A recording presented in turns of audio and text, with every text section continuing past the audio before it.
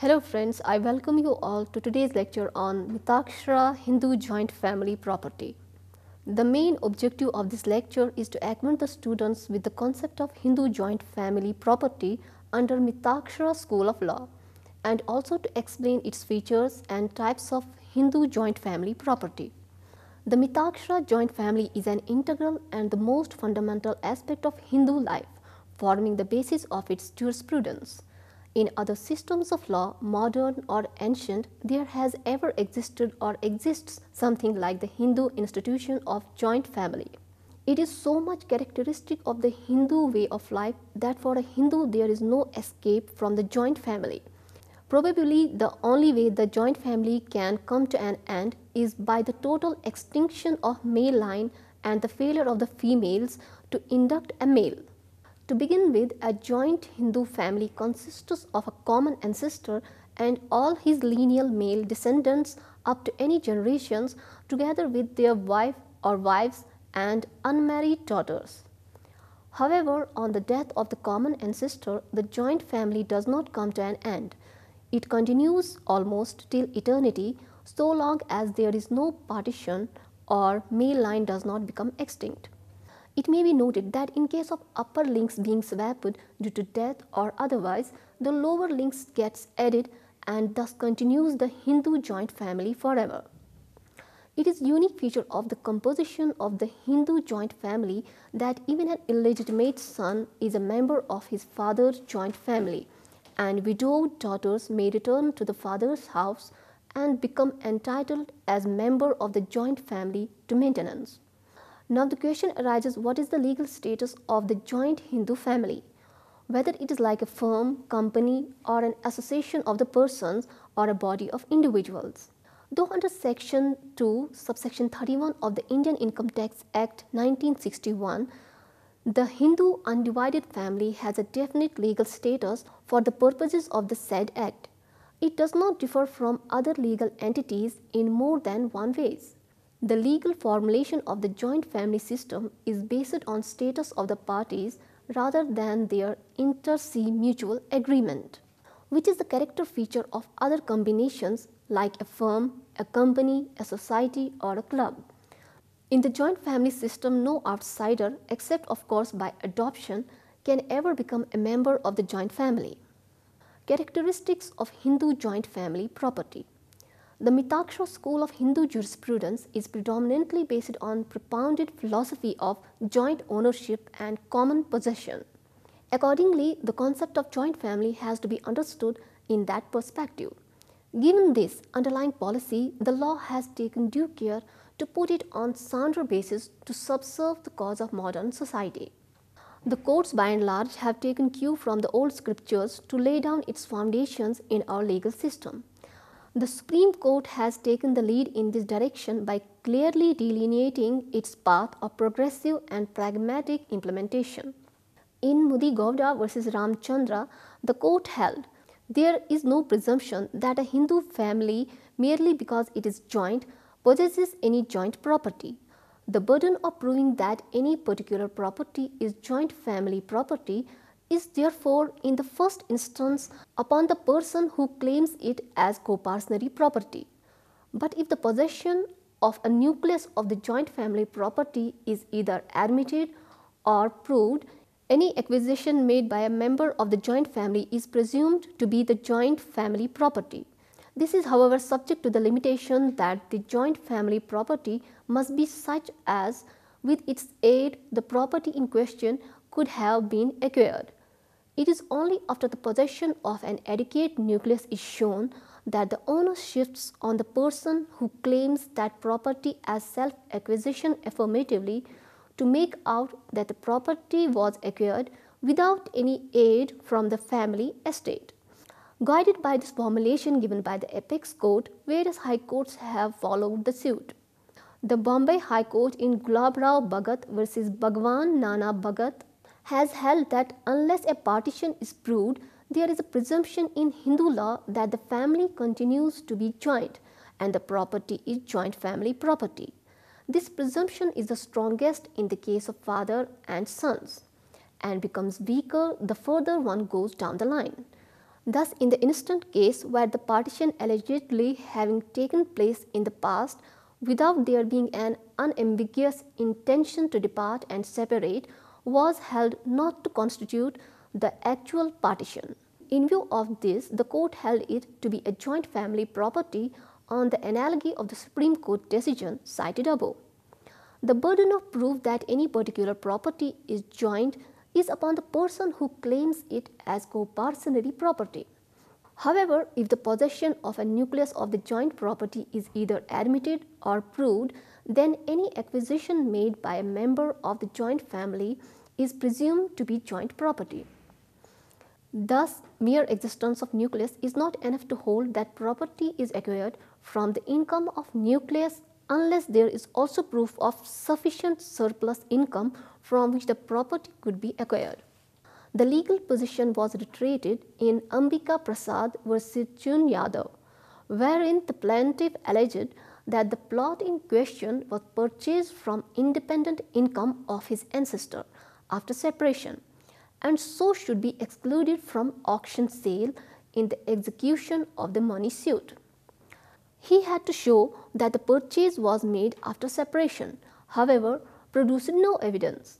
On the other hand, there was evidence on the record showing that the joint family possessed sufficient nucleus to purchase the plot and the separation took place after the purchase. The court held that the plaintiff could not discharge the onus of proving that the plot was exclusive property of the plaintiff's ancestors and so it would be deemed to be joint family property. Similarly, the Madhya Pradesh High Court in Sardar Harbans Singh versus Shailesh Chand Gupta, the Madhya Pradesh High Court held that when a co-parcenary is partitioned between two brothers and the only daughter of one of them inherits as an heir, she becomes the full owner. Such property gifted by her to the defendant cannot be said to be co-parcenary property in the hands of the defendant. Self-acquired property acquires the status of joint family property only when there is a clear volition and intention on the part of the owner surrendering his right by throwing the property in the common stock. Now friends, we will be discussing types of Mitakshara joint family property. The joint family is well recognized under Hindu law, but it has been accepted with little bit of differences by various sub-schools of Mitakshara school. It will be desirable to go through in brief with different types of joint family system applicable under the Hindu law. There are various types of Hindu joint family properties: ancestral property, property obtained on partition, property received in gift, property acquired by co-partners, joint family property exchanged for another property, property thrown into the common stock and blended property, recovered joint family property, and finally accretion. Ancestral property. Broadly speaking, any property inherited from any ancestor or ancestors may be called ancestral property, but that is not the sense in which the term is used in Hindu law. In fact, it is this broad meaning of the term that has led to some confusion.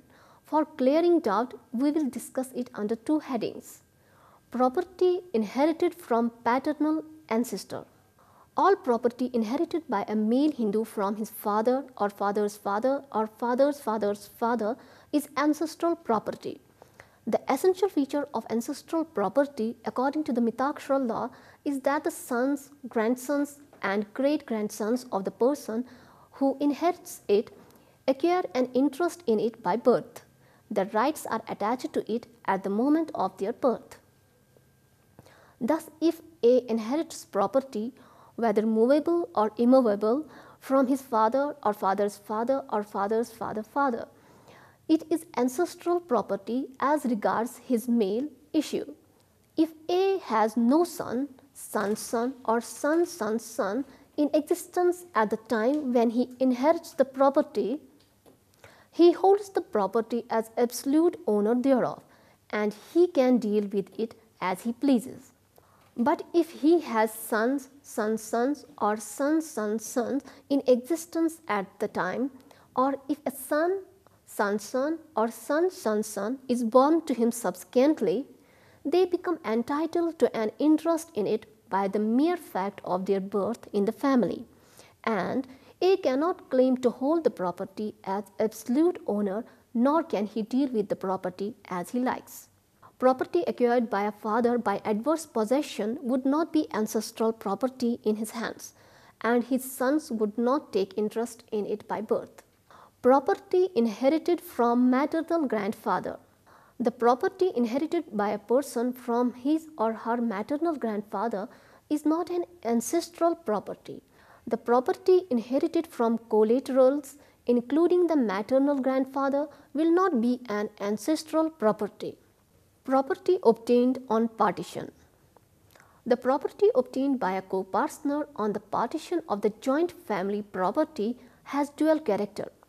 In respect of his own son, son's son, and son's son, he takes it not as his separate property, but in respect of all others, including his father and brothers from whom he had separated, he takes it as his separated property.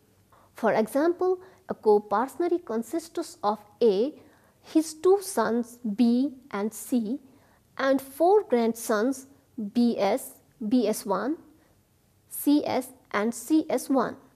A, B and C on partition, each of them get 1/3 property. This property will be joint family property in the head of B in respect of his sons BS and BS1. Similarly, in the hand of C, the property will be joint family property in respect of CS and CS1. But in respect of A and all others, it will be separate property. The 1/3 property obtained by A will be separate property of A in respect of B, C, BS, BS1, CS and CS1 and all others. But if A gets another son, it will again become the joint family property. Property jointly acquired by co-partners. When co-partners jointly acquire some property without the aid and assistance of the joint family funds or property, then the presumption is that the property so acquired is joint family property in which their sons acquire an interest by birth. However, if it is established that the co-partners wanted to acquire the property as their joint property as distinguished from the joint family property, then such property will be joint property. Property exchange for joint family property. It is a settled position of law that any property which is obtained in exchange of joint family property, movable or immovable, will be joint family property. Property thrown into the common stock and blended property. Since under Hindu law, a Hindu male may hold his separate property as well as an interest in the joint family property, it can happen that he may deal with both properties together, or by his act or conduct may throw his separate property into the joint property. This is known as throwing into the common stock. Blending is also an expression for the same thing. When two properties, joint family property and the separate properties, are mixed together, it is known as blending. It may be noted here that the High Court of Jammu and Kashmir, following the judgment of the Apex Court, made an important decision pertaining to the doctrine of blending in Balakram versus Shivram, whereby it made it clear that doctrine of blending postulates that any property of a member of joint family or of a co-partner may become joint family property if it has been voluntarily thrown by such member into common stock with the intention of abandoning of separate claims upon it. A clear intention to waive off separate right by a member for such property is to be established. Recovered joint family property. When some joint family property is lost and some co-partner recovers it without the aid and assistance of the fund of the joint family, it can be treated as a self-acquired property of that co-partner. Last but not the least is the accretions which may accrue on the joint family property by way of accumulations of the income of the joint family property purchased or acquired with the income of the joint family property, and sale proceeds of the joint family properties. Now friends, we will be discussing difference between Mitakshara and Dayabaga schools. The Mitakshara school recognizes the obstructed and unobstructed heritage, wherein both joint family property and self-acquired property is possible. As against this, the Dayabaga school does not recognize this classification. According to the Dayabaga, all heritage is obstructed, for according to the doctrine of that school, no person, not even a son, takes an interest by birth in the property of another.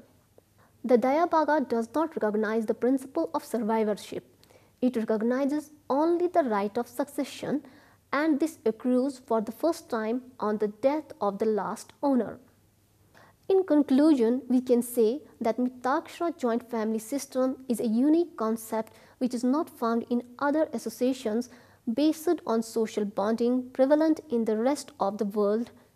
It is an important institution in India based on status rather than contract. The members of the family generally have a common male ancestor and form a co-partnership.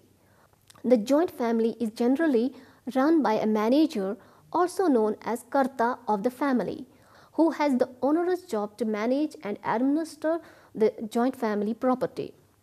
Under Hindu law, there is a presumption that every Hindu family is joint. The joint and undivided family is the normal condition of Hindu society. However, the possession of joint property is not a requisite for constitution of joint family.